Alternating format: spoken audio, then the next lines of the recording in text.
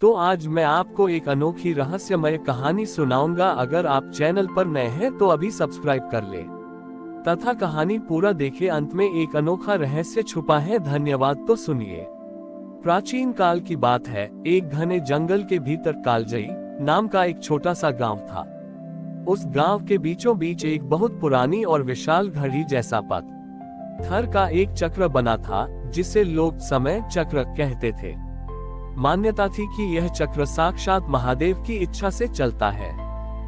गांव में रुद्र नाम का एक युवक रहता था, जो बहुत ही व्याकुल स्वभाव का था।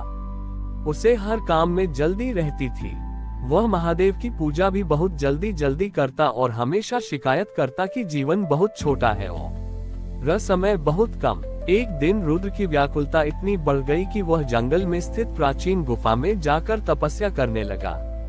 उसकी पुकार सुनकर महादेव एक वृद्ध ज्योतिषी के रूप में प्रकट हुए। उनके हाथ में रेत की एक घड़ी थी।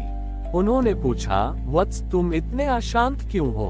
उद्धरण चिन्ह। रुद्र ने कहा, प्रभु, समय हाथ से रेत की तरह फिसल रहा है।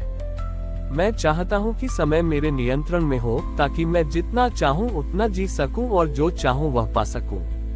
महादेव मुस्कुराए और उसे एक छोटा सा रुद्राक्ष देते हुए बोले, ये रुद्राक्ष समय को रोक सकता है। जब भी तुम इसे अपनी हथेली में दबाओगे, संसार का समय ठहर जाएगा। लेकिन याद रखना, समय का रुकना केवल तुम्हारे लिए सुखद नहीं होगा।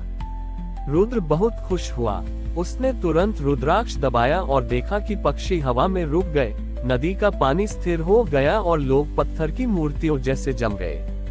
शुरुआत में उसे बहुत आनंद आया। उसने उस रुके हुए समय में वह सब किया जो वह करना चाहता था। ढेर सारी किताबें पढ़ी, पहाड़ों की चोटियों पर गया और घंटों सोता रहा। लेकिन कुछ ही दिनों में उसे एक अजीब सा खालीपन महसूस होने लगा। उसे समझ आया कि जब समय रुक जाता है तो आनंद भी रुक जाता है। फूल खिलना बंद हो गए थे, हवा में कोई खुशबू नहीं थी और सबसे बड़ी बात, किसी के चेहरे पर कोई भाव नहीं था। वह चिल्लाया, महादेव, ये तो मृत्यु जैसा सन्नाटा है। अगर समय आगे नहीं बढ़ेगा तो परिवर्तन कैसे होगा? अगर परिवर्तन नहीं होगा तो जीवन का अर्थ क्या है? तभी महादेव अपने असली स्वरूप में प्रकट हुए। उनके गले में लिपटा सर्प समय की निरंतरता का प्रतीक था। उन्होंने कहा, रुद्र, समय को जीतना उसे रोकना नहीं है, बल्कि उसके हर क्षण में वर्तमान होकर जीना है। तुम समय को मुट्ठी में कैद करना चाहते थे, जबकि समय तो मेरी वह शक्ति है जो हर पल कुछ नया सृजन करती है। जो बीत गया वह स्मृति है, जो आएगा वह कल्पना है, केवल अभी ही सत्य है। रुद्र को अपनी भूल का आभास हुआ। उसने वह रुद्राक्ष महादेव के चरणों में रख दिया। उसने महसूस किया कि असली शांति समय को वश में करने में नहीं, बल्कि महादेव के चरणों में बैठकर हर पल को पूरी जागरूकता के साथ जीने में है। जैसे ही समय फिर से शुरू हुआ, पंछी चहचहाने लगे और नदी बहने लगी।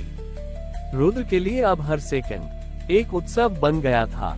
तभी से उस गांव में समय को शत्रु नहीं बल्कि शिव का उपहार माना जाने लगा। महादेव ने सिखाया कि जो व्यक्ति वर्तमान के क्षण में लीन रहता है, वही वास्तव में कालजयी समय को जीतने वाला कहलाता है। समय चक्र के फिर से घूमने के बाद रुद्र के भीतर एक गहरा ठहराव आ गया था। अब वह पहले की तरह भागता नहीं था, बल्कि हर छोटे काम को एक इबादत की तरह करता था। लेकिन उसकी अग्नि परीक्षा अभी शेष थी। गांव में एक नई चर्चा छिड़ गई थी, अनंत गुफा की चर्चा। कहा जाता था कि इस गुफा के अंत में एक ऐसा दर्पण है जिसमें मनुष्य अपना भविष्य देख सकता है। रुद्र के मन में फिर से एक सूक्ष्म जिज्ञासा जागी। उसने सोचा, यदि मैं अपना भविष्य जान लूं तो मैं आज के समय का और भी बेहतर उपयोग कर सकूंगा। वह महादेव के मना करने के बाद भी उस गुफा की ओर निकल पड़ा। गुफा के भीतर अंधेरा था, लेकिन जैसे जैसे वह आगे बढ़ा, उसे दीवारों पर अपनी ही परछाइयां नाचती हुई दिखी। अंत में वह उस विशाल दर्पण के सामने पहुंचा। जैसे ही उसने दर्पण में देखा, उसे अपना वृद्ध स्वरूप दिखाई दिया। उसने देखा कि वह अकेला बैठा है। उसके पास न तो गांव वाले हैं और न ही वह उत्साह। वह डर गया। उसने दर्पण से पूछा, क्या यही मेरा अंत है?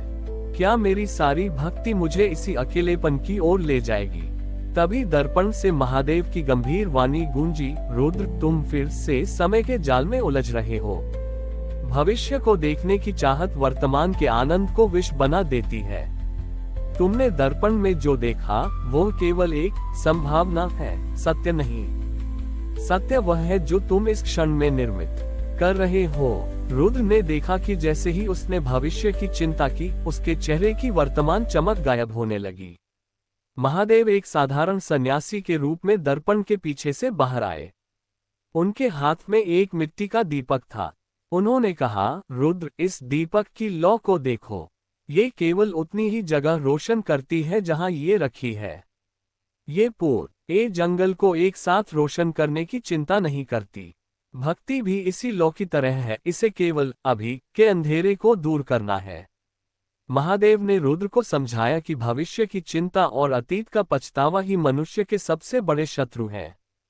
जो व्यक्ति भविष्य जानने की कोशिश करता है, वह वास्तव में ईश्वर की न्यायप्रियता पर संदेह करता है। रुद्र ने उसी क्षण उस दर्पण पर पत्थर मार दिया। दर्पण के टुकड़े टुकड़े हो गए और हर टुकड़े में उसे महादेव का चेहरा दिखाई देने लगा।